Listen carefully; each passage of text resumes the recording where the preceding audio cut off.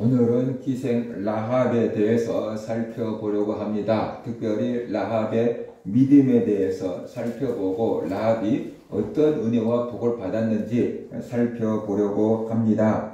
라합을 살펴보려고 한 이유는 라합이 영적인 눈을 뜬 사람이었다라는 것이, 그게 어떤 신앙을 통해서 그가 영적인 눈을 떴는지 우리가 살펴보려고 합니다. 여호수아가 가나안 땅을 정복하기 위해서 2명의 정탐꾼들을 보냅니다. 40년 전에 모세는 가나안 땅을 정복하기 위해서 12정탐꾼을 파견합니다. 이스라엘 백성들이 12지파잖아요. 각 지파에서 대표들을 한 명씩 뽑아서 12명의 정탐꾼들을 보냈습니다. 그들이 40일 동안 이스라엘 가나안 땅을 정탐하고 와서 모세에게 보고를 합니다. 10명의 정탐꾼은 우리가 그 땅에서 거인들을 보았습니다. 그들에 비하면 우리는 메뚜기에 불과합니다. 그들을 물리친다는 것은 불가능하고 죽음의 길로 들어가는 겁니다. 차라리 애굽에 돌아가서 종살이 하면서 사는 게 낫습니다 라고 보고를 했어요. 그 말을 듣고 이스라엘 백성들은 하나님과 모세를 원망하며 주저앉아서 울었습니다. 그러나 여호수아와 갈렙 두 사람은 그들의 신은 그들에게서 떠났고 우리의 신 하나님은 우리와 함께 계시니 우리가 그들을 정복할 수 있습니다. 그 땅은 정말로 젖과 꿀이 흐르는 다른 땅입니다. 지금이라도 정복하러 갑시다 라고 이렇게 보고를 했지요. 결국 하나님은 그 정탐꾼들의 보고를 들으시고 이스라엘 백성들의 믿음이 적다, 그래서 40년 동안 그 믿음을 훈련시키고 믿음 없는 사람들을 멸절시키기 위해서 광야 생활을 40년 동안 살게 합니다. 10명의 정탐꾼들은 광야에서 다 죽었고요. 그 다음에 여호수아와 갈렙 두 사람만 가나안 땅에 들어갈 거다라고 말씀하셨어요. 그 말씀대로 여호수아와 갈렙은 광야 40년 동안도 살아남았고 결국 모세의 뒤를 이어 여호수아가 이스라엘의 지도자가 되었습니다. 그리고 가나안 땅을 정복해야 되니까 이제 여리고성을 정탐하고 오라고 정탐꾼을 보내는데 2명만 보냈어요. 왜? 보통 12명을 보내야 됩니다. 각 지파별로 한 명씩을 대표로 보내야 되는데 여호수아는 2명의 정탐꾼을 보냈을까 하는 것이 40년 전 사건이 생각났겠지요. 40년 전에 10명은 보고 와가지고 정복할 수 없다라고 해서 백성들의 믿음을 다 없애버리고 하나님 앞에 징계를 받는 보고를 했잖아요. 그러나 자기와 갈렙 두 사람만이 믿음의 보고를 했고 그 사람들만이 지금 살아남았고 가나안 땅을 정복을 앞두고 있잖아요. 그래서 여호수아 생각은 이랬을 거예요.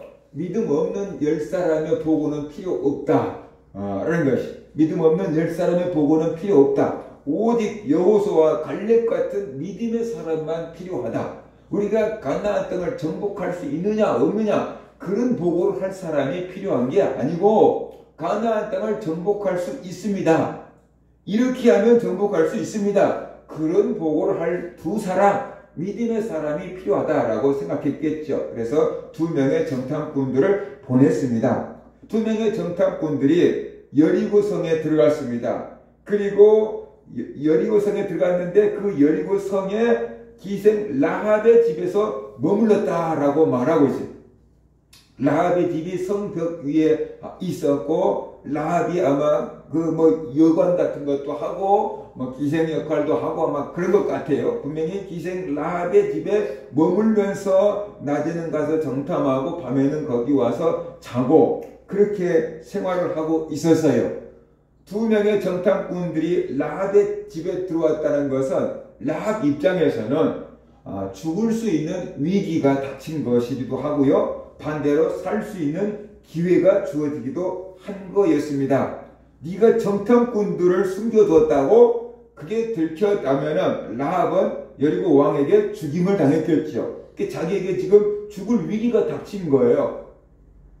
또 반대로 그 기생 라합이 정탐꾼들을 잘 대해줘서 결과적으로 그 가족들까지 다 구원을 받았으니까 그에게 살 수 있는 아주 굉장히 좋은 기회가 주어진 것이기도 하다라는 것이, 그러니까 어떤 의미에서 이스라엘 정탐꾼들이 라합의 집에 들어왔는데 라합 입장에서는 이것이 자기에게 아주 비극적인 위기가 찾아오기도 했고 반대로 극적인 기회가 찾아오기도 한 것이었다라는 것이. 그것을 위기로 맞이할 것인가 기회로 맞이할 것인가, 그것은 라합이 선택해야 되는데 라합은 이것을 기회로 사용을 했습니다. 그래서 두 명의 정탐꾼들을 자기 집으로 받아들인 거죠. 분명히 알았을 거예요. 아, 저 사람들은 우리하고 다른 인종이다, 이스라엘 백성들이다. 라합이 눈치챘을 것 같아요.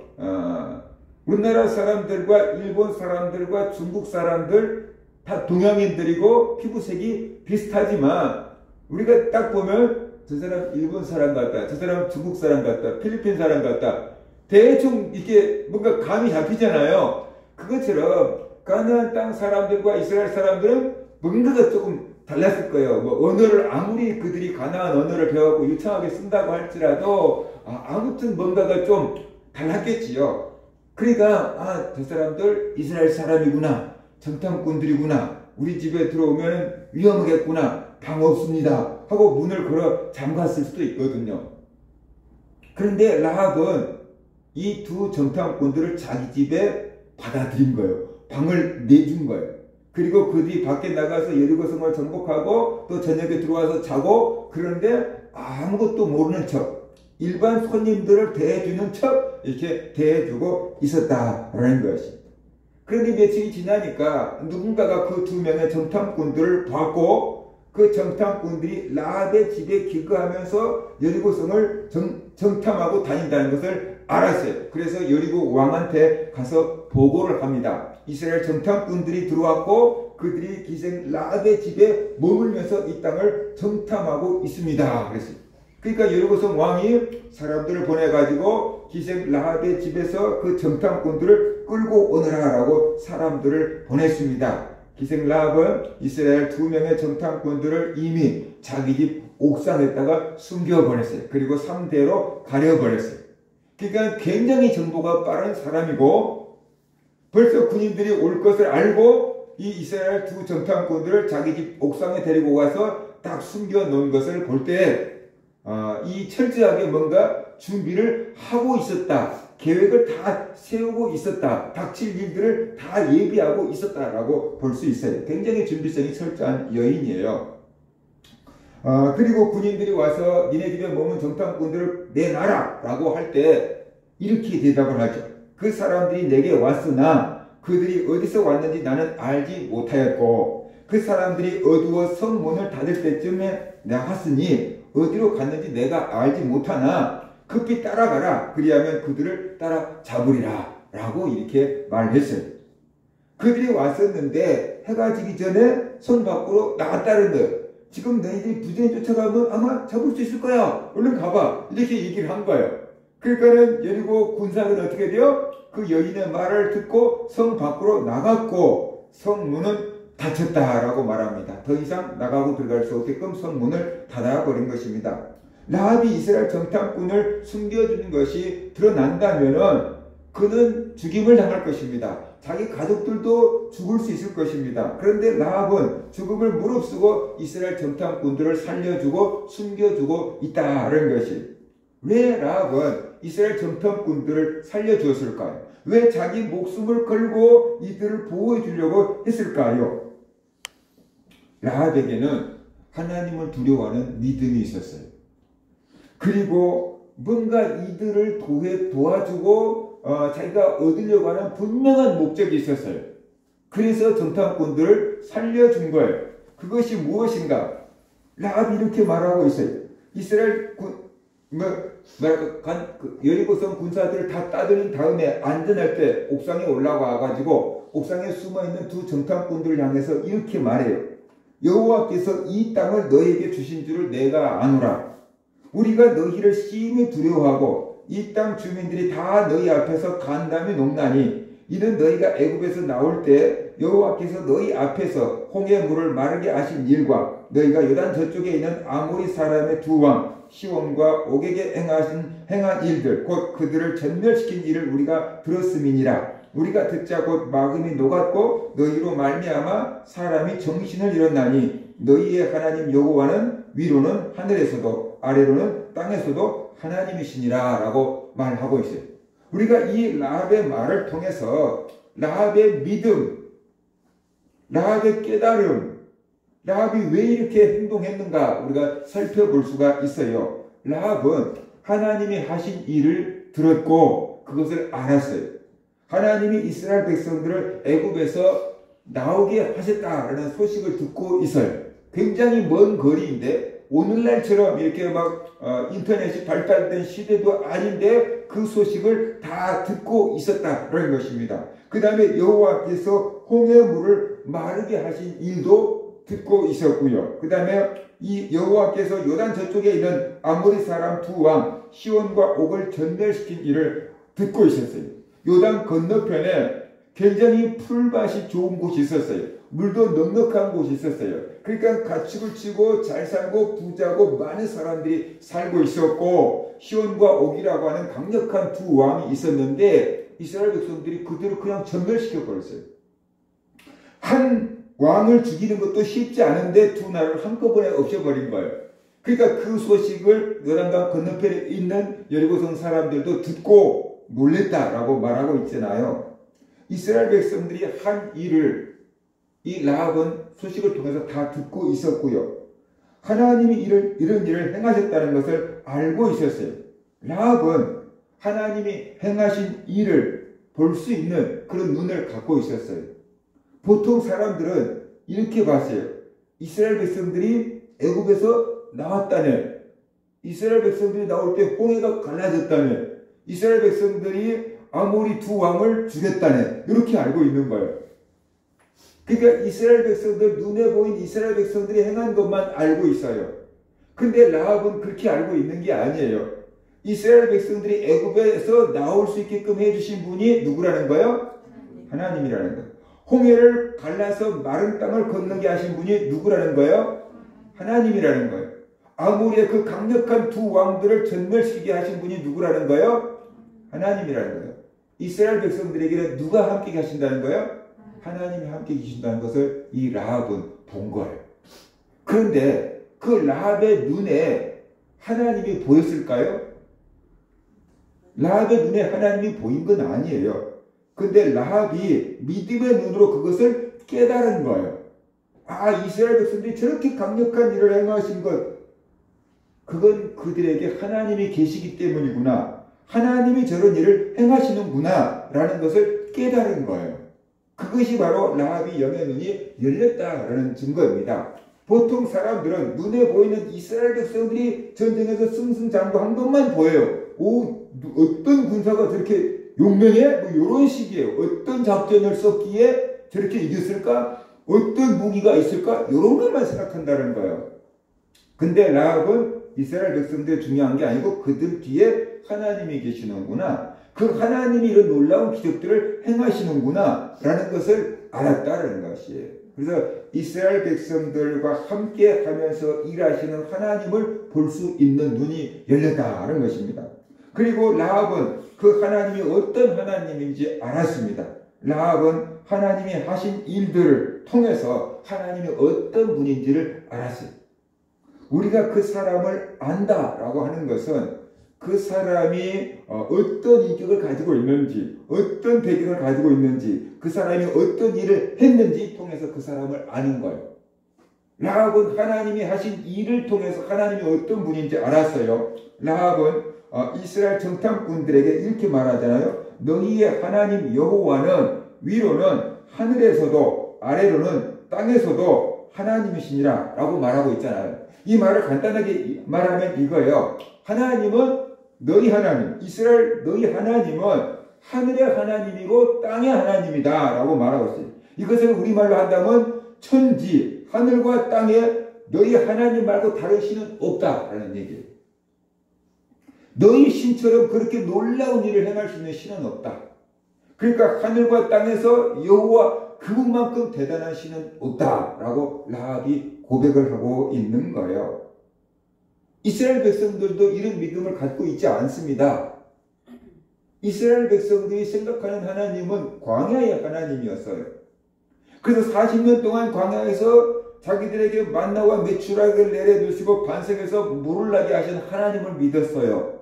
광야의 신으로 믿었어요. 그런데 가나안 땅에 딱 들어가니까 광야가 아닌 거예요. 이제 농사를 지어서 살 수 있는 땅인 거예요. 그러니까 우리 하나님 여호와는 광야의 신이지 이런 농사 질 수 있는 농경신은 아니지 않느냐. 농사가 잘 되게 하려면 농경신을 섬겨야 되지 않느냐. 그래가지고 농경신을 물어보니까 바알과 아세라라고 한 거예요. 이거 비를 내려주는 바알과 아세라가 있어야지 농사가 잘 된다고 한 거예요. 그러니까 이스라엘 백성들이 하나님을 버리고 바알과 아세라를 섬긴 거예요. 가나안 땅에 들어가서. 그러니까 이스라엘 백성들이 생각할 때는 자기들의 하나님은 광야의 하나님이라고 생각한 거예요. 이제 가나안 땅에 들어갔으니까 이 땅에 있는 지역신을 섬겨야 된다고 생각한 거예요. 우리나라 사람들도 그랬잖아요. 산에 가면 산신령, 바다에 가면 영왕신, 이런 거 있잖아요. 그죠? 화장실에 가면 직간신, 부엌에 가면 주왕신. 이렇게 섬기는 사람들 있잖아요. 미신 섬기는 사람들. 그러니까 이스라엘 백성들도 하나님에 대한 지식이 온전치 못했다는 거예요. 하나님의 은혜를 직접 경험하고 체험한 이스라엘 백성들도 자기들이 섬기는 하나님이 어떤 하나님인지 잘 몰랐어요. 그런데 여리고성에 있는 기생 라합은 그 하나님이 어떤 하나님인지 알아요. 이스라엘 백성들을 애굽에서 건져냈다는 것은 애굽에 10가지 내린 재앙을 알았다는 거죠. 그죠? 그래서 이스라엘 백성들을 해방시켜준 하나님, 홍해를 마르게 하신 하나님, 아모리 두 왕을 전멸시킨 그 하나님, 이 소식을 통해서 너희 하나님은 하늘에서도 하나님이요 땅에서도 하나님이다 라고 고백하고 있잖아요. 이스라엘 백성들 입장에서는 자기들의 신이 광야의 하나님인 줄 알았는데 이 라합은 하늘에서도 하나님이고 땅에서도 하나님이고 온 천지에 너희 신 같은 분은 없다라고 고백하고 있잖아요. 그러니까 라합이 얼마나 엄청난 믿음을 갖고 있는가 우리가 알 수 있다는 거죠. 그는 눈에 보이지 않는 하나님을 볼 수 있는 눈을 가졌어요. 하나님이 어떤 분인지 깨달을 수 있는 믿음의 눈을 가졌다라는 거지요. 그게 바로 영적인 눈이 열렸다라고 볼 수가 있는 거예요. 그래서 그 하나님에 대한 반응입니다. 여리고성 사람들도 이 하나님을 이렇게 대충 알았어요. 그래서 그 반응이 뭐냐 그러면 우리가 너희를 심히 두려워하고 그러잖아요.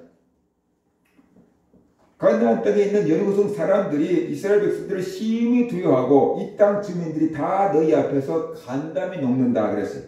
너희로 말미암아 사람이 정신을 잃어버렸다라고 말하고 있습니다. 이제 저들이 곧 쳐들어온다라고 하니까 어떻게 돼요? 정신줄 나와버린 거예요. 그만큼 두려움에 사로잡혔다라고 말을 하고 있습니다. 그만큼 여리고성 사람들이 하나님과 이스라엘 백성들을 두려워하고 있다라고 얘기했어요. 왜 이스라엘 백성들을 두려워합니까? 실질적으로 이스라엘 백성들은 두려워할 대상이 아니에요. 왜냐 그러면은 이스라엘 백성들은 훈련된 군사가 없어요. 그리고 이스라엘 백성들은 좋은 무기도 없어요. 그러니까 군사력으로 따져보면은 이스라엘 백성들은 두려워할 대상은 전혀 아닌 거예요. 그런데 여리고성은 엄청나게 두꺼운 튼튼한 성을 가지고 있고 거기에 굉장히 많은 군사력을 가지고 있거든요. 그런데 그 여리고성 사람들이 이스라엘 백성들 말만 들으면 그냥 심장이 떨려갖고 막 발이 부들부들 떨린다 그 말이에요. 간담이 녹아버렸다 이렇게 얘기하고 있잖아요. 싸울 엄두도 못 낸다. 누구를 두려워했겠는가? 이스라엘 백성들을 두려워했겠는가? 이스라엘 백성들과 함께 계신 그 하나님을 두려워했겠는가 하는 것이에요. 이스라엘 백성들을 두려워한 게 아니고 이스라엘 백성들과 함께 계신 하나님을 두려워한 거예요. 하나님을 두려워한 거예요. 그런데 이스라엘 백성들은 자기들이 믿는 하나님이 그렇게 대단하신 하나님인 줄 몰라요. 그게 웃기는 거예요. 이게 적군들은 하나님이 얼마나 두려운 분인지 아는데 실제로 이스라엘 백성들은 하나님이 얼마나 대단하신 하나님인 줄을 잘 모른다라는 거예요. 그래서 선지자가 자기 이 고향 외에서는 대접받지 못한 곳이 없다 그랬어요. 그러니까 예수님이 위대하신 하나님의 아들이 이 땅에 왔잖아요. 다른 데서는 다 예수님이 막 환영받잖아요. 그런데 고향에 가니까 좀 목수 아들 아니야? 그 요셉 마리아 아들이지. 지가 공부 잘하는데 뭘 가르친다고 저러고 다녀? 저 능력이 어디서 났대? 사기친 거 아니야? 이런 반응을 보인 거예요. 그래서 예수님의 고향에서 기적을 행하실 수 없었다 그러잖아요. 그러니까 진짜 중요하고 대단한 분인데 자기 고향에서는 친척들을 인정 안 해. 그 다른 데서 다 인정받는데 하나님도 그래. 하나님도 이 가나안 사람들이 하나님을 두려워하는데 이스라엘 백성들은 하나님을 두려워하지 않아요. 하나님을 몰라. 오늘날도 그럴 수 있잖아요. 예수 믿는 사람들이 진짜 하나님을 모를 수 있잖아요. 하나님을 안다고 하는 우리가 진짜 하나님을 모를 수 있잖아요. 왜냐하면 머리로는 알아요. 근데 하나님을 진짜 두려워하지 않아요. 그래서 하나님을 우리 싱그럽군 정도로 생각하고 부려먹고 있는 경우가 있다라는 것이에요. 우리가 하나님의 말씀에 순종하려고 하기보다는 하나님 내 소원 좀 들어주세요. 그러면서 우리가 하나님을 우리의 심부름꾼처럼 부려먹고 있는 경우도 많다라는 것이 있죠. 하나님을 모르기 때문에 그런 거다. 그럽니다. 그 다음에 라합은 하나님의 약속을 믿었습니다. 여호와께서 이 땅을 너에게 주신 줄을 내가 안다 그랬잖아요. 하나님께서 가나안 땅을 아브라함 때부터 주겠다고 약속하셨잖아요. 그 후손들에게. 근데 하나님께서 이 땅, 가나안 땅을, 여리고성뿐만 아니라 가나안 땅을 너에게 주신 줄 내가 안다라고 라합이 말하고 있습니다. 하나님은 하늘의 하나님이고 땅의 하나님이다. 하나님이 온 천지의 주인이다. 그런데 가나안 땅을 너희에게 주겠다고 약속하신 줄 내가 안다. 그러니까 하나님 말씀대로 너희들이 가나안 땅을 정복하게 될 거다. 벌써 앞으로 다 내다보고 있는 거예요. 이 라합은. 지금 우리가 가나안 땅에 살고 있지만 우리가 진짜 가나안 땅 주인이 아니다는 걸 나는 안다. 너희가 주인이다. 주인이 와서 새 집 살고 있는 우리한테 나가라고 하면 우리는 나가야 될 것을 안다. 그 얘기하고 있는 거잖아요. 이스라엘 백성들도 이런 믿음을 갖지 못했습니다. 정복할 수 있을까? 40년 전에는 실패했는데 이번에는 정복할 수 있을까? 그래서 정탐꾼을 보내본 거잖아요. 근데 라합은 이 땅 너희 거야. 너희가 이 땅의 주인이야. 왜 하나님이 너희에게 준다고 했잖아. 그러니까 너희가 이 땅의 주인이야. 뭐잖아. 우리는 쫓겨날 거야. 그렇게 알고 있는 거예요. 얼마나 엄청난 믿음을 지금 갖고 있습니까? 하나님이 너희에게 주겠다고 약속했다. 그러니까 그 약속이 반드시 이루어질 거다. 하나님은 약속을 지키시는 분이니까. 하나님은 그런 능력이 있는 분이니까. 그렇게 라합은 하나님을 지금 신뢰하고 있잖아요. 근데 이스라엘 백성들은 하나님의 약속을 분명히 조상 때부터 그 약속을 받았잖아요. 그런데 진짜 정복할 수 있을까? 그런 생각을 갖고 있는 거야. 정복하면 좋긴 하지. 근데 진짜 정복할 수 있을까? 그런 생각, 그 정도의 믿음을 갖고 있다는 거예요. 근데 라합은 반드시 이 땅이 너희 것이 될 것이다 라는 믿음을 갖고 있잖아요. 그리고 라합은 자기들은 멸망할 수밖에 없다는 것을 알았습니다. 두 명의 정탐꾼들에게 자기와 그래서 가족들을 구원해달라고 말하고 있는 거예요. 분명히 너희가 이 땅을 정복할 거다. 이 여리고성 사람들은 지금 살았지만 다 죽은 목숨이다. 반드시 멸망할 거다. 그러니까 그때 나와 내 가족들을 살려주라. 그 얘기하고 있어요. 그러므로 이제 청하노니 내가 너희를 선대하였은즉 너희도 내 아버지의 집을 선대하도록 여호와로 내게 맹세하고 내게 증표를 내라. 그리고 나의 부모와 나의 남녀 형제와 그들에게 속한 모든 사람을 살려주어 우리 목숨을 죽음에서 건져내라 라고 말하고 있어요. 그러니까 그냥 자기와 자기 가족들을 구해달라고 한 게 아니에요. 내가 너희 정탐꾼 두 명의 목숨을 살려주었으니까 너희도 나와 내 가족을 살려주겠다고 약속해라 라고 지금 말하고 있는 것이에요. 이것이 라합이 두 명의 정탐꾼을 살려준 목적이었어요. 저들이 우리 집에 들어온 게 기회다. 저들을 잘 대접해주고 내 가족들을 살려달라고 해야지. 라합은 벌써 두 명의 정탐꾼이 자기 집에 와서 여기 방이 있습니까? 라고 물어볼 때 벌써 그 계산을 해버린 거예요. 어마어마한 여인이죠. 그죠? 내가 저들을 구해주고 저들이 나의 가족들을 구해달라고 해야 되겠다. 그 생각하고 우리 집에 살 수 있는 기회가 왔구나 하고 이 두 사람을 자기 집으로 영접한 거다라고 볼 수가 있습니다. 라합의 말이 맞습니다. 라합이 자기들을 숨겨주지 않았다면 여리고성 사람들에게 정탐꾼들에 잡혀서 죽임을 당할 것입니다. 그런데 라합 때문에 자기들이 살게 됐잖아요. 그러니까 생명의 은인이나 다를 바가 없어요. 그래서 두 명의 정탐꾼들은 라합과 그 가족들을 살려주겠다고 약속을 합니다. 근데 라합이 얘기한 걸 쭉 들어보면 나와 내 부모와 내 남녀 형제와 그들에게 속한 자, 그러니까 조카들까지 지금 얘기하고 있는 거다라고 볼 수 있어요. 오늘날은 형제들이 한두 명밖에 안 되지만 그때 당시에는 많이 낳는 시대였잖아요. 그러니까 이 라합이 자기와 자기 가족들을 구원했는데 숫자적으로 보면 상당히 많은 사람들을 아마 살렸을 거다라고 볼 수가 있습니다. 그래서 두 명의 정탐꾼들은 라합과 그 가족들을 살려주겠다고 이렇게 약속합니다. 그 사람들이 그에게 이르되 네가 우리의 이 일을 누설하지 아니하면 그거예요. 끝까지 우리가 발각되지 않도록 우리를 지켜준다고 하면은 우리의 목숨으로 너희를 대신할 것이요 여호와께서 우리에게 이 땅을 주실 때에는 인자하고 진실하게 너를 대우하리라 라고 약속을 했어요. 살려주겠다고 약속을 합니다. 그래서 라합은 이스라엘 정탐꾼들을 살려준 대가로 자기와 가족들을 구원하겠다라고 하는 약속을 받았고요. 그리고 그 가족들을 정말로 다 구원했습니다. 한 여인, 라합이라고 하는 한 여인, 이 여인으로 말미암아서 그의 가족들이 다 구원을 받았어요. 신약성경에 이런 말씀이 나오잖아요. 주 예수를 믿으라. 그래야만 너와 내 집이 구원을 받으리라. 그러잖아요. 한 사람이 하나님 앞에 예수를 딱 믿고 구원을 받으면 그의 가족들이 다 구원을 받는다.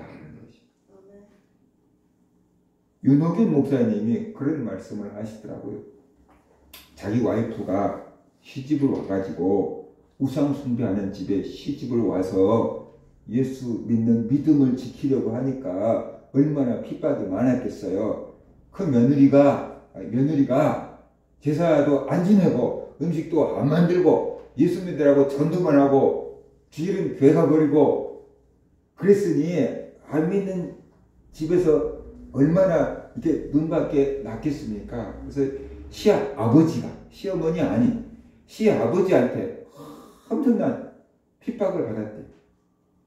시아버지한테 따귀를 맞을 정도로 그렇게 모진 핍박을 받았는데도 불구하고 그 여인이 포기하지 않고 예수 믿는 믿음을 지키고 남편을 전도하고 그리고 아들 3명을 낳아가지고 아들 3명을 다 목사를 만들어 버렸대요. 그래서 그 윤호기 목사님이 그 여인이 나를 사람 만들었다고, 그 여인이 자기를 사람 만들었다고 그렇게 얘기를 하는 거예요. 그러니까 그 교회에서 이번 코로나 기간 동안에 100몇 개 교회를 지어줬대요, 해외에다가. 그러면 그 모든 일이 다 가능해 그 여인, 그 목사님 부인 한 사람 때문에 그런 일들이 일어난 거잖아요. 그 여인 한 사람이 그 남편을 변화시키고 그 가정을 변화시키고 아들들을 변화시키고 그 남편이 그렇게 큰 목회를 하니까 그렇죠? 세계 수백의 교회를 지어주고 수많은 영혼들을 구원하고 그런 일들이 벌어지지 않느냐는 거죠. 라합 한 사람이 다 믿음을 가지니까 하나님을 알게 되니까 그 가족들을 다 구원했다라는 것이. 그래서 이 기독교를 믿는 이 복음은 생명이라는 거잖아요. 그래서 이 생명은 30배, 60배, 100배의 결실을 맺잖아요. 우리 안에 예수의 복음이 한 가정에, 한 가족에게, 한 사람에게 예수의 복음이 제대로 탁 들어가면은 그 사람이 그 가족을 변화시키는 것입니다. 그 사람이 그 가족을 구원하는 것입니다. 그게 기독교의 복음인 거죠. 그래서 먼저 믿는 사람들은 내 가족을 복음화시키고 구원시키라고 하는 사명의 일꾼으로 세워진 거다. 내가 제대로 믿으면은 내 부모가 구원을 받고 내 형제가 구원을 받고 내 후손들이 구원을 받는 놀라운 역사가 일어나 버린다 라는 것이. 그게 예수 믿는 사람의 미치는 영향력이다 라는 것이. 어떤 김재선 목사님이 그런 얘기를 하더라고요. 자기가 태권도 하거나 운동하고 나고 돈을 막 어마어마하게 막 많이 버니까 친척들이 결혼식 한다고 친척집에 뭐 장례식 났다 그러면 가서 축의금, 조의금 뭐 100사람 온 것만큼 갖다 막 이렇게 내버리니까 친척들 입장에서는 어떻게 돼요? 이제 막 이렇게 막 돈도 잘 벌고 성공해서 막 이렇게 인정받고 칭찬받았을 거 아니에요. 근데 어느 딱 순간 예수 제대로 믿겠다라고 탁 결심을 하고 주일은 죽어도 지킨다. 시부증은 죽어도 한다. 이런 결심을 딱 갖고 신앙생활을 딱 하니까 결혼식을 다 언제 해요? 주일날. 세상말로 하면 일요일날 다 결혼식을 하는 거예요. 이 사람이 안 가는 거예요. 그러니까 친척들이 왜 안 왔냐고, 왜 그 사람은 제선이는 안 왔냐고 계속 물어본 거예요. 근데 진짜 그 사람을 기다리고 있겠어요? 그 사람이 한 어떤 축의금을 한 100명 분을 해버리니까 그 축의금을 왜 안 왔냐고, 왜 안 왔냐고 막 이렇게 하는 거야. 아쉬워하는 거야. 아쉬워하는 거. 근데 그 사람이 그렇게 열심히 예수를 믿는 그 사람이 폐병에 걸려가지고 죽을 지경이 된 거야. 이제 피를 토하고. 그러니까 친척들이 말하기를 그렇게 예수 잘 믿더니, 그렇게 교회 잘 다니더니 왜 병 들어서 죽으려고 그래? 그러면서 이제 뭐 모든 핍박을 막 다 하기 시작하는 거예요. 믿더니 왜 저러냐고, 예수 잘 믿더니 왜 저러냐고, 모든 핍박을 다 하는 거예요. 뒤에서 막 안 좋은 얘기들 막 다 하는 거예요. 근데 그분이 하나님을 만나가지고 신학교 가고 목사 돼가지고 서울에서 다 목회를 하고 막 그러니까 이제 또 사람들의 시각이 어떻게 돼요? 달라진 거죠. 그래서 목회하다가 바빠서 고향에도 못 내려가다가 몇 년 만에 그 고향에 내려가가지고 자기 아버지하고 함께, 자기 아버지하고 함께 작은 엄마 집에, 작은 아버지 집에 간 거예요. 그래서 저 멀리 들어가는데 저 부엌에서 작은 어머니가 숙모가 탁 보더니 와, 우리 김 목사님 오셨네 그러면서 맨발로 마당까지 막 뛰어나오더래. 그러더니 어서 오라고. 그러더니 방으로 들어가더니 방에 이제 작은 아버지랑 형제들이 있었는데 다 저리가 다 밀어내버리고 여기 아랫목이야, 여기 따뜻한 데 앉아, 이거 딱 앉혀놓고 하는 소리가, 정초에 하나님의 종이 우리 집에 왔으니 우리 집이 복을 받을 거라고, 하나님의 종이 안방까지 들어왔으니 그럼 내년에 우리 집은 큰 복을 받을 거라고, 그러면서 막 자기에게 막 섬기고 막 무릎을 꿇고 막 섬기고 대접을 해주더라는 거예요. 달라졌구나. 은혜를 받아도 이렇게 달라졌다. 그 목사님 얘기가 자기 아버지를 전도하려고 오직 제사를 지내니까 제사가 안 지내졌다고 아버지하고 논쟁을 하고 아무리 해도 아버지가 네 말이 맞다. 그렇지만 제사는 지내니까 늘 이렇게 결론이 나니까 전도가 안 되더라는 거예요. 그래서 어느 날 자기가 800만 원을 현금으로 다 마련해가지고, 만원짜리, 그때는 5만원짜리 없었으니까 만원짜리로 800만 원을 다 준비를 해갖고 가방에 딱 넣어가지고 아버지를 찾아갔대. 그래가지고 아버지한테 가방을 탁 열어서 아버지 800만 원입니다. 딱 이렇게 보여준 거예요. 그러면서 아버지가 예수를 믿고 교회를 나간다면 제가 이 800만 원 아버지에게 선물로 드리겠습니다. 딱 내놓은 거예요. 그러니까 아버지가 했더니 안 나간다. 그런 거예요. 그 옆에 있는 어머니가 나 같은 거 받고 나가겠네. 그렇게 얘기했다. 아버지는 꿈쩍도 안 하대. 안 나간다. 그러니까 또 이 아들도 아버지 닮아갖고 성격이 그대로 해가지고 그럼 됐습니다 하고 가방 탁 닫아갖고 800만 원 들고 올라와 버렸대요. 그런데 어느 날 아버지가 교회를 가겠다 그러더래요. 800만 원을 주고도 교회를 안 나간다고 하신 분이 어느 날 교회를 나가겠다고 하더라는 거예요. 그러니까 뭔 일로 아버지가 교회를 나가신다고 물어보니까 며느리가 그거 삶아버린 거야. 그 목사님 사모님이 가가지고 아버님 하면서 아버님한테 저한적을 설명하라고 얘기를 하니까 네가 그렇다고 하면 가야지 뭐 이렇게 돼버린 거예요. 그래서 800만 원을 준다고 해도 눈 하나도 깜짝하지 않았던 아버지가 며느리가 몇 마디 하니까 우상을 다 내버리고 교회를 나가서 예수 믿게 되어버렸다고. 저 여인이 우리 집안을 구원해버린 여인이라고 그렇게 얘기를 하는 거예요. 그러니까 한 사람이 딱 예수를 믿고 지혜를 발휘하면은요, 이게 돈으로도 안 되는 그 사람들한테 돌아오는 놀라운 역사가 있다라는 것이. 그래서 우리가 예수 그리스도를 알고 믿을 때 바로 우리를 통해서 가장 가까이 있는 가족들이 구원을 받는 놀라운 길이 열린다라는 것이. 근데 그 일을 우리가 하라고 아니고 하나님은 우리에게 은혜를 주시고 우리에게 믿음을 주신 거다라는 것이. 그리고 그 일을 할 때 하나님께서 우리에게 은혜를 주시고 복을 주신다. 김대성 목사님이 그런 얘기를 했어요. 자기 아버님이 이제 예수를 믿고 이제 돌아가신 거죠. 장례를 칠 거 아니에요. 자기가 돈을 다 장례비용을 준비하고 와갖고 형제들한테 노타치. 아버님 장례식은 내가 다 치고 돈을 다 내가 해결할 테니까 손도 대지 마라. 그래가지고 장례식을 다 치렀대요. 장례식을 치렀으니까 또 조의금도 굉장히 많이 들어왔을 거 아니에요. 그죠? 자기가 그동안 뿌려놓은 거 있으니까 조의금도 많이 들어왔을 거 아니에요. 근데 조의금을 다 그대로 통째로, 조의금 통째로 딱 가져와가지고 사모님한테 당신이 내 아버지를 구원했고 천국 가게 했으니까 내가 당신한테 갚을 은혜가 없고 이것으로 대신하겠다고 하면서 조의금을 통째로 사모님한테 다 갖다 바치면서 당신이 알아서 쓰라고, 얼마가 거쳤는지 나에게 말하지 말라고, 나 시험 드니까 나에게 말하지 말라고 그러면서 조의금을 통째로 사모님한테 다 갖다 바쳐버렸대. 아들을 결혼식을 시켰는데 아들 결혼식 할 때 또 축의금이 엄청나게 났을 거 아니에요? 근데 아들 축의금도 전부 다 받아다가 사모님한테 다 갖다 주면서 당신이 낳은 아들 결혼을 시킬 정도로 잘 길러줬으니까 당신의 공로로 이건 다 받아 써도 된다고 해서 사모님한테 그 축의금을 다 갖다 줘버렸대.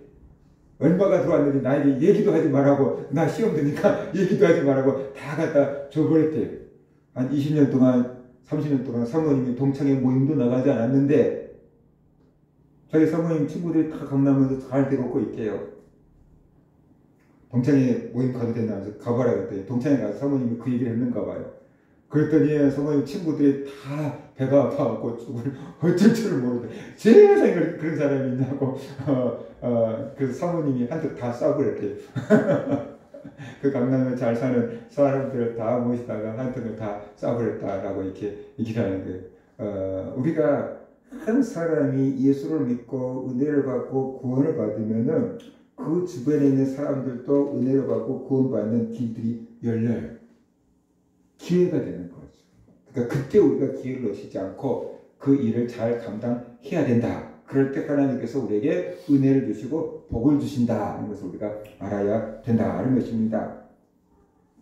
두 정탐꾼들이 라합에게 말합니다. 이스라엘이 여리고를 공격할 때 라합의 집 창문으로 붉은색 줄을 달아내리라. 라합의 집이 성벽 위에 있었고 성문은 닫혔고 그래서 라합이 붉은 줄을 달아내려서 두 정탐꾼들이 그 줄을 타고 내려가게끔 한 거거든요.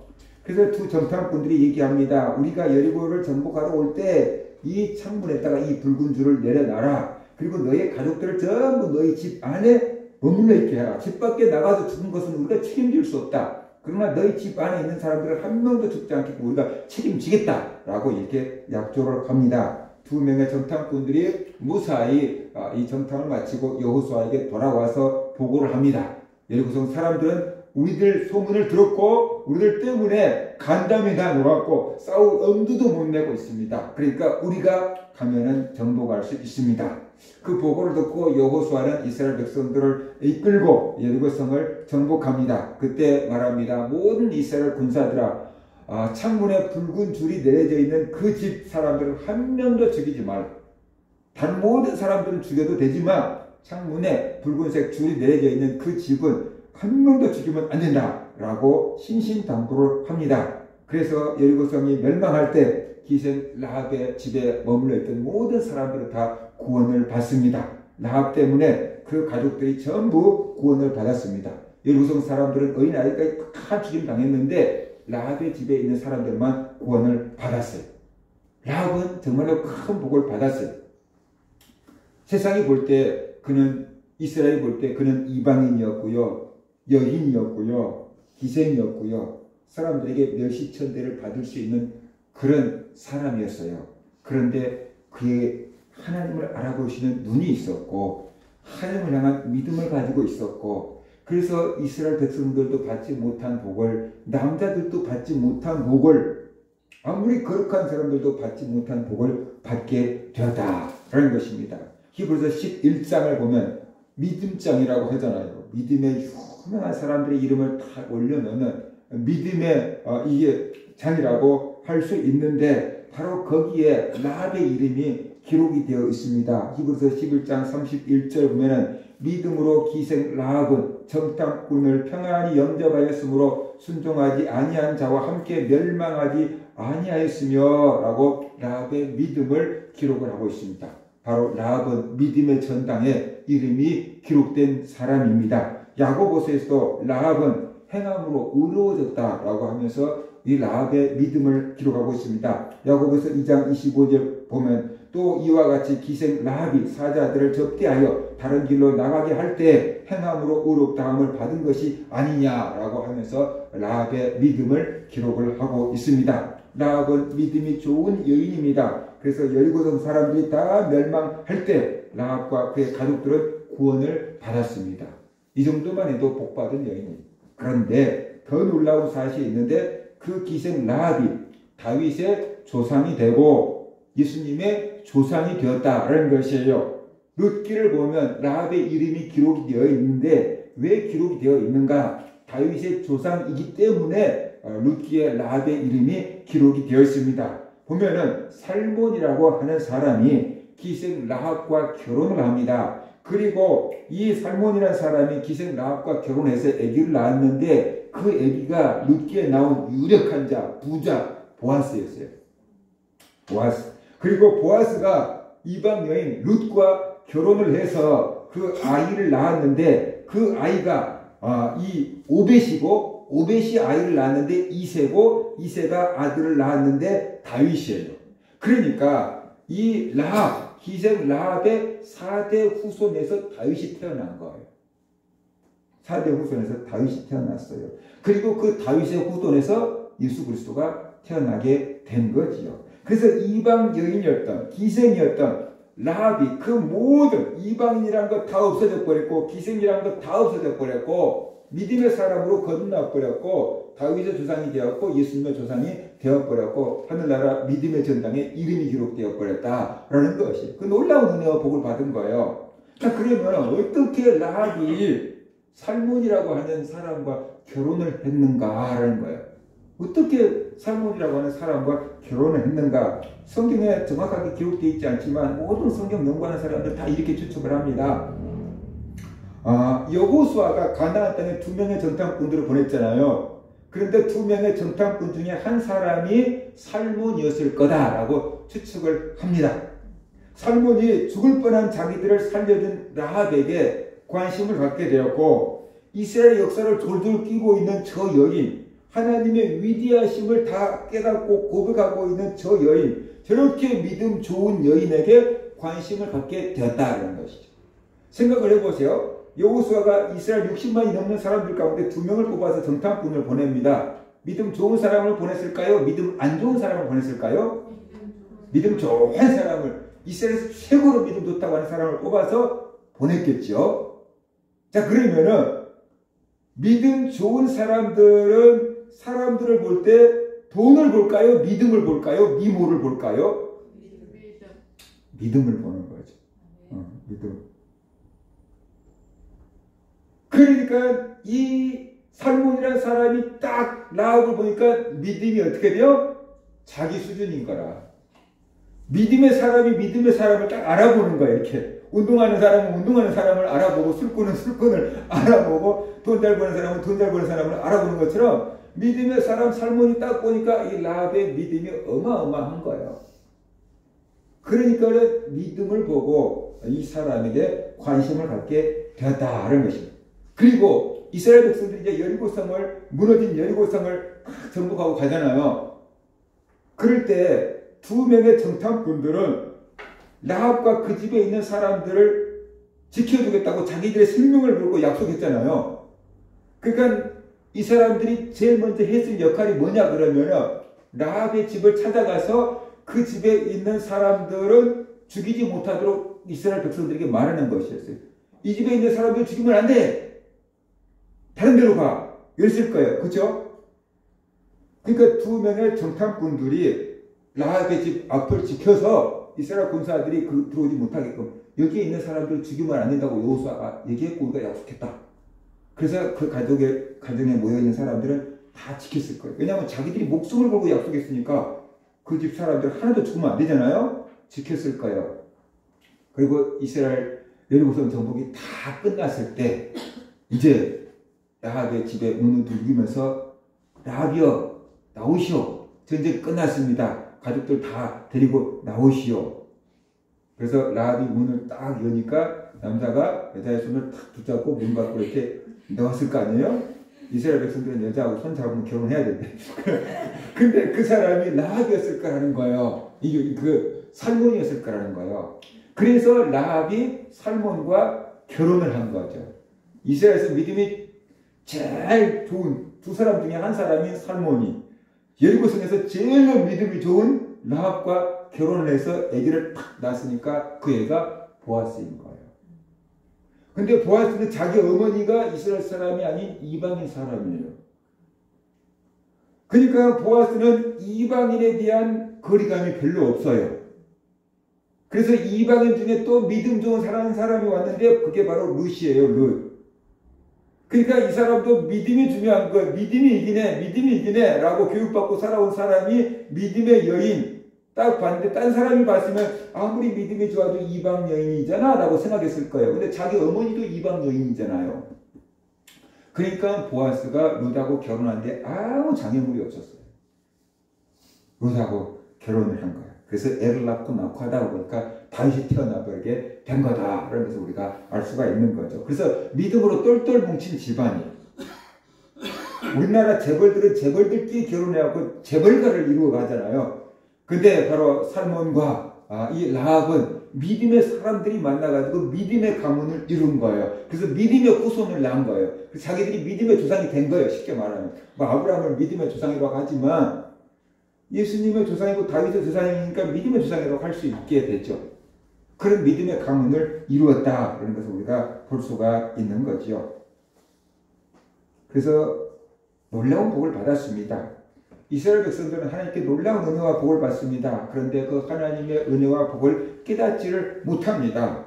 시편 106편 7절에 보면 우리 조상들이 애굽에 있을 때 주의 기이한 일들을 깨닫지 못하며 주의 크신 인자를 기억하지 아니하고 곧 바다 곧 홍해에서 거역하였도다 라고 말하고 있잖아요. 이처럼 이스라엘 백성들은 하나님께 놀라운 은혜를 받고 직접 경험하지만 그 하나님이 얼마나 위대하신 분인지 깨닫지를 못해요. 위기가 가면 넘어가면 끝나고 위기가 한번 넘어가면 그걸로 끝이에요. 하나님이 얼마나 위대하신지 하나님이 얼마나 자기를 사랑하신지 하나님의 약속이 철저하게 이루어진다는 것을 깨닫지를 못해요. 그래서 믿음이 안 생겨요. 그런데 이방인인 라합은 이스라엘의 역사를 알았고 그 역사 가운데서 행하신 하나님을 알았고 그 하나님을 믿었고 그 하나님을 경외했고 그래서 믿음의 사람이 되었다라는 것입니다. 그래서 하나님을 알아가는 것은 꼭 이렇게 신비한 영적인 눈이 떠져야지만 하나님의 하신 일을 볼 수 있는 게 아니고 우리가 역사를 통해서 하나님의 손길을 배울 수 있다는 것입니다. 특별히 이스라엘 역사를 통해서 하나님의 손길을 볼 수 있습니다. 사사기부터 시작해서 룻기, 사무엘 상하, 열왕기 상하, 역대 상하 이런 역사서를 보면은요 이스라엘이 왜 잘되고 왜 망하는지를 하나님의 시각, 하나님의 관점으로 다 기록을 해놨어요. 그런데 그게 다 맞아요. 그러니까 믿음의 눈을 뜨는 사람은 역사를 보는 안목이 생기는데 신앙의 눈으로 하나님의 눈으로 역사를 해석할 수 있는 안목이 생긴다는 거예요.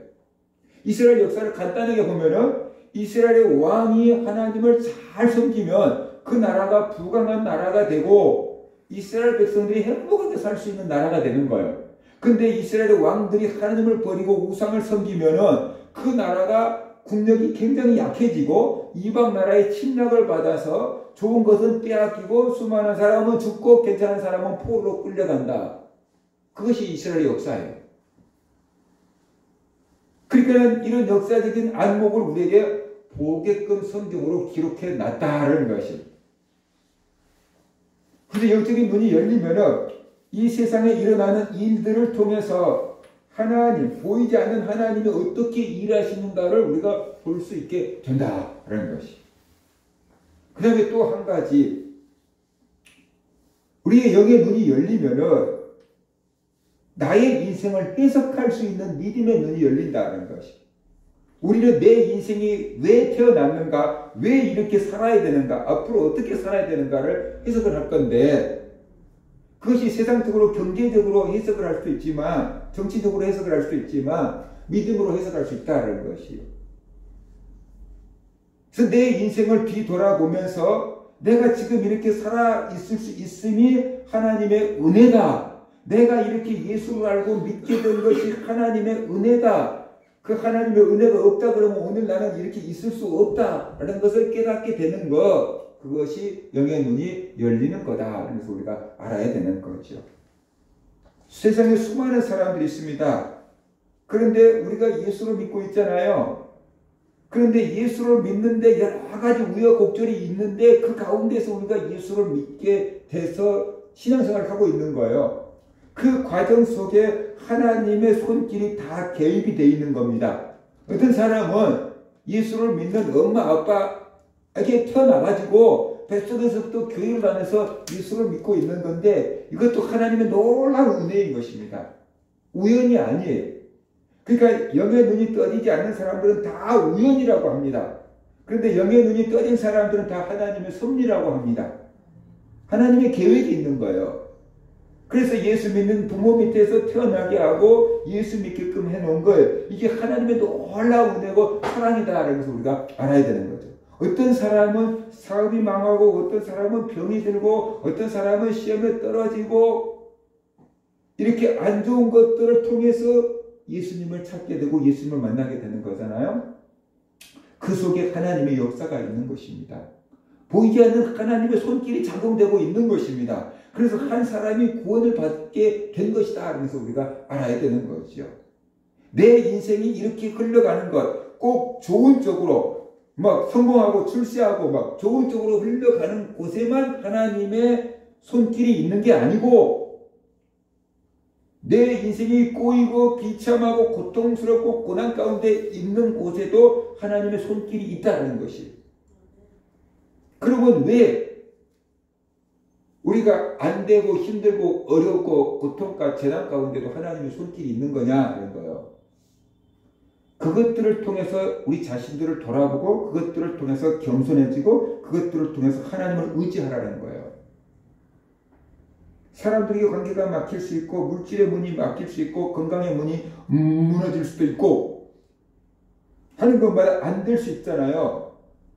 근데 그것을 통해서 나의 부족함을 깨닫고 하나님 앞에서 잘못한 것 없는가 돌아보고 하나님을 의지하고 하나님께 돌아오게 하는 그런 하나님의 계획과 섭리가 있다라는 것이죠.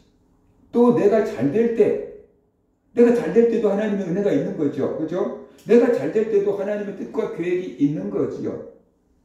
그런데 잘 될 때 그 하나님의 뜻과 계획은 뭐냐 그러면은 나의 형통함과 잘됨을 통해서 나만 누리지 말고 흘려보내라는 거죠. 나의 물질도 흘려보내고 나의 재능도 흘려보내고 나의 건강도 흘려보내고 무엇보다도 나를 잘되게 하신 그 하나님을 자랑하라는 거죠. 그래서 하나님께서 우리에게 은혜를 주시고 복을 주시고 평안을 주신 건데 이 복과 은혜와 평안을 내 것인 줄로 딱 끌어안고 흘려보내지 않으면 하나님께서 막아버리는 것입니다. 우물을 퍼내지 않으면 썩어버리는 것처럼 막아버리는 것이죠. 그러니까 이걸 알아야 되는 거죠. 복을 받을 때도 나에게 복을 주신 하나님의 의도가 무엇인지 알고 그 뜻을 따라서 살아갈 때 계속 복을 받아 누릴 수 있습니다. 힘들고 어려울 때도 나에게 이런 힘들고 어렵고 고난을 주신 하나님의 뜻이 뭘까를 깨닫고 회개하고 하나님을 의지하고 하나님께 돌아오면 그 문제가 해결되고 풀립니다. 그것이 성경에서 말씀하신 하나님의 손길이에요. 우리 그 하나님의 손길을 우리가 볼 수 있어야만 된다라는 것이에요. 요셉은 형들에 의해서 이신매매를 당했잖아요. 종으로 팔려가고 누명 쓰고 감옥에 갇히고 참 고난의 시간을 보냈잖아요. 그런데 결국 이스라엘의 총리가 되었고 형제들을 만났고 복수할 수 있는 힘이 생겼는데 그래서 형들은 요셉이 자기들에게 복수할까봐 무서워서 부들부들 떨고 있는데 요셉은 형들을 원망하지 않습니다. 복수하려고 하지 않습니다. 왜냐 그러면 하나님의 뜻을 깨달았기 때문에 그렇습니다. 자기 인생에 행하실 하나님의 계획을 깨달았기 때문에 그런 게 다 해결됐어요. 그래서 요셉이 이렇게 말합니다. 당신들이 나를 이곳에 팔았다고 해서 근심하지 마소서, 한탄하지 마소서, 하나님의 생명을 구원하시려고 나를 당신들보다 먼저 보내셨나이다 그러잖아요. 당신들이 나를 판 게 아니고 하나님이 당신들의 생명을 구원하라고 나를 먼저 애굽에 보낸 겁니다 라고 말하잖아요. 그래서 내가 당신들의 생명을 구원하고 당신들과 당신 자녀들을 다 기르겠습니다 그러잖아요. 이게 바로 신앙 안에서 자기의 인생을 해석하게 된 요셉의 말이다라는 것이에요. 요셉의 고백이에요. 그래서 영의 눈이 열리면 나의 인생을 하나님의 시각으로 해석할 수 있는 눈이 열려요. 나 인생을 돌아보면서 내가 지금까지 이렇게 살아왔는데 내가 열심히 해서 살아온 것이라고 생각되면 아직 하나님의 손길을 못 본 것이고, 내 인생이 이렇게 살아온 것이 하나님의 뜻과 계획이 있었구나, 그래서 이 자리에 와 있구나 라는 것을 깨닫는다고 한다면은 영의 눈이 열린 거예요. 그래서 영의 눈이 열린 사람은 간증을 자꾸 해요. 하나님이 내 인생을 이렇게 해온 것이기 때문에 간증을 하는 거죠. 어려움도 이겨낼 수 있는 거죠. 꼭 하나님의 섭리가 있다 그래서 반드시 세상적으로 형통하고 잘 된다는 뜻은 아니에요. 그런데 그 뭔가가 안 풀리는 가운데도 하나님의 뜻이 있고 계획이 있다는 것을 발견하고 그 믿음과 기쁨으로 살아가고 있는 것이죠. 해결하고 살아가고 있는 것이다. 그래서 우리가 알아야 됩니다. 그러니까 바로 우리가 영적인 눈이 열려야 돼요. 내 인생 가운데 향하신 하나님의 뜻과 계획이 무엇인지 깨달을 수 있는 눈이 열려야 되는데 잘 될 때도 필요해요. 이 눈이. 왜냐 그러면은 교만해지지 않기 위해서, 그리고 받은 복을 계속 누리기 위해서 하나님이 나에게 왜 이 복을 주셨는가 그걸 알아야 돼요. 그리고 하나님 보시기에 합당하게 써야 돼요. 근데 이제 충분히 죽을 때까지 먹고 살 거 쌓아놨다라고 어리석은 부자처럼 이렇게 생각하면은, 그죠? 어리석은 부자 그러잖아요. 농사가 잘 되니까 창고를 짓고 평생 먹고 살 거 쌓아놨다라고 얘기하잖아요. 하나님 말씀하시잖아요. 오늘 밤에 네 영혼을 걷어가면 네가 쌓아놓은 것이 누구 것이 되겠느냐 그러잖아요. 하나님 뜻대로 쓰지 않으면 걷어간다는 거예요. 그러니까 하나님이 나에게 이런 복을 주시고 이런 재능을 주시고 이런 건강을 주신 의도가 뭘까를 생각하고 그것을 흘려보내야 돼요. 흘려보내야 돼요. 하나님의 영광을 위해서 흘려보내야 돼요. 그 다음에 우리가 힘들고 어려울 때도 나를 향한 하나님의 뜻과 계획이 무엇인지 알아야 돼요. 이 힘들고 어렵게 고통을 주게 하시는 것은 하나님의 본심이 절대 아니에요. 하나님이 우리를 고통스럽게 불행하게 살게 하려고 하시는 뜻은 절대 아니라는 거예요. 뭔가 깨우쳐 주려고 한 것이 있기 때문에 경고로 주신 거예요. 더 큰 재앙을 당하지 않도록 지금 깨닫도록 경고로 주신 거예요. 지옥으로 가는 멸망에 당하지 않도록 하기 위해서 지금 경고로 주시는 브레이크예요. 질병이든지 사업이 어렵든지 뭔가 가정에 문제가 있든지 인간관계가 어렵든지 이런 뭔가 고통을 주시는 것에 그것을 통해서 깨닫게 하시는 거예요. 하나님 앞에 나를 돌아보라는 거예요. 내가 무슨 문제가 있습니까? 뭘 잘못했습니까? 어떻게 할까요? 그리고 하나님께로 마음을 돌이키고 발걸음을 돌이키라. 회개하라는 것이. 그렇게 할 때 하나님께서 이 문제를 해결해 준다. 그걸 지금 우리에게 말씀하고 계시는 것이죠. 성경이 그 얘기를 하고 있는 거죠. 그러니까 우리가 힘들고 어려울 때 하나님의 손길을 찾아야 되고 하나님의 손길을 깨달아야 돼요. 하나님의 손길을 봐야 돼요. 그럴 때 우리가 원인을 발견할 수 있고 하나님께 해결을 받을 수가 있게 된다라는 것이에요. 영의 눈이 열려야 돼요. 그러면은 잘 될 때도 교만하지 않을 수 있고요. 영의 눈이 열려야 돼요. 고난 가운데에도 실망하지 않고 하나님 앞에 돌아오고 새 길을 찾을 수가 있어요. 우리 모든 성도들 라합처럼 영의 눈이 열려서 보이지 않는 하나님의 손길을 볼 수 있게 되기를 바랍니다. 하나님의 섭리를 깨달을 수 있기를 바랍니다. 우리 하나님은 하늘에서도 하나님이요 땅에서도 하나님이시다. 이런 것을 깨달을 수 있기를 바랍니다. 여러분의 생활을 인생을 뒤돌아보면서 이때 하나님이 역사하셨어. 그런 것들을 깨닫고 간증할 것들이 더욱더 많아지시기를 주의 이름으로 축원합니다. 기도하겠습니다.